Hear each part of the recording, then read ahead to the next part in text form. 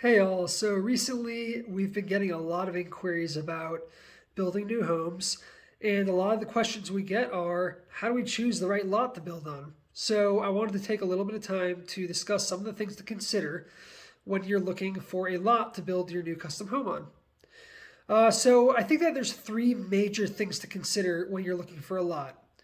There's going to be the location, there's going to be the lot itself, and then there's going to be the budget and pricing aspect.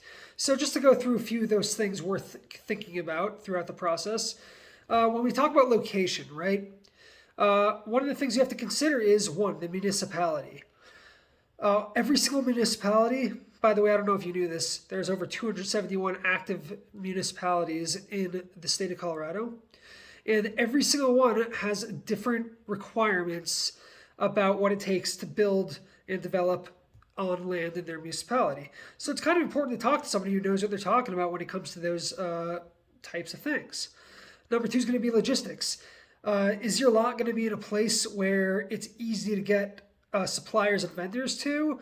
Is it going to be hard to get drillers back there and excavators?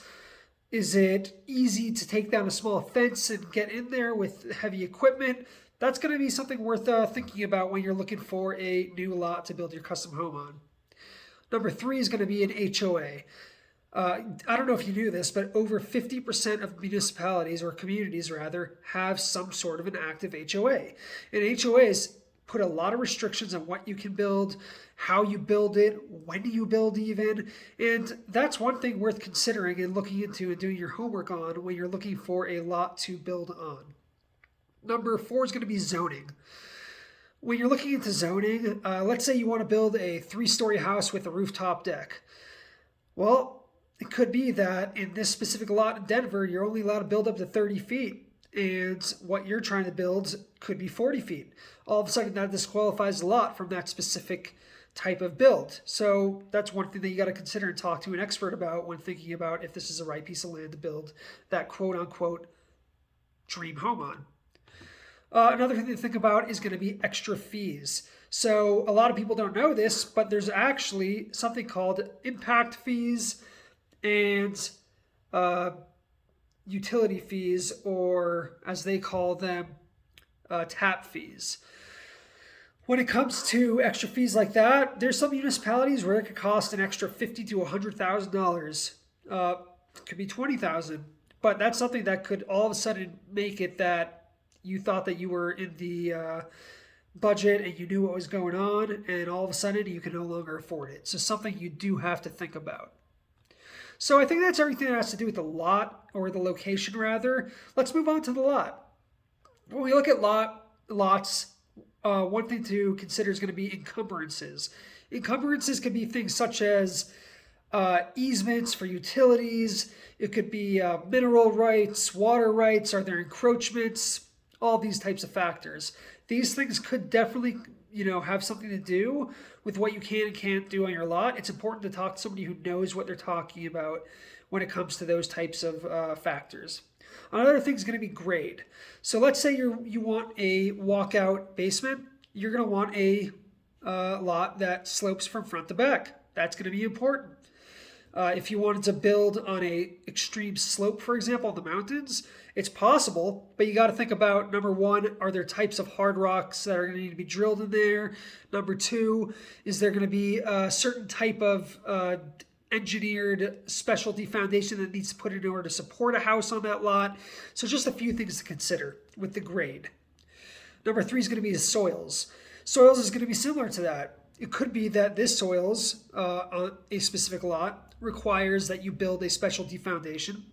It could be that you need to drill shallower or deeper depending on the water table or depending on the composition of the soils. Usually when you buy a lot, you can get a soils report that comes with the lot. If it doesn't, that's something that we or another construction company can provide, but that's something that's going to be important to knowing what is necessary with the soils in order to build the house that you want. Number four is going to be utilities. Are the utilities for the lot already there at the lot line? Are they easily accessible?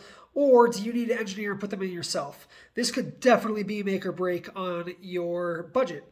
So definitely something you got to think about and talk to an expert about. So I think that concludes everything to do with the lot that I was thinking of off the top of my head. The number 3 part of this is going to be the budget, right? So number 1, price. Now, obviously, it seems kind of obvious, like, well, obviously I need to price this out and budget it out. However, a lot of people fail to understand and think about that. Let's say you have an $800,000 budget. Did you consider that buying this 11-acre lot is going to cost you $300,000 and now you only have $500,000 left? You may not be able to afford what you were looking to build. Additionally, there might be hidden fees like we had discussed already that you need to take into consideration. So definitely think about that as well. And then the final thing I'm going to talk about today is going to be price volatility. Unfortunately, we are in a time that is unprecedented. Construction materials and labor are more volatile than they've ever been in the history of the industry. And so it could be that you might have X amount of money to put into a house that you want to build. However, by the time you take 6 to 8 months to develop it, prices could jump so fast that all of a sudden you no longer have the budget to build the house. So that's one reason why it's going to be important to coordinate with somebody who knows what they're talking about, who knows current pricing, who knows the process, and can help you plan it so that when you do get to the time to build, you can actually build your house within the budget you have. So that was just a few things to do with choosing the right lot to build on. I hope this was useful. Please like and follow our page if it was. And hopefully we'll have more information and other types of videos to help you build your custom home the way you want. Have a great day.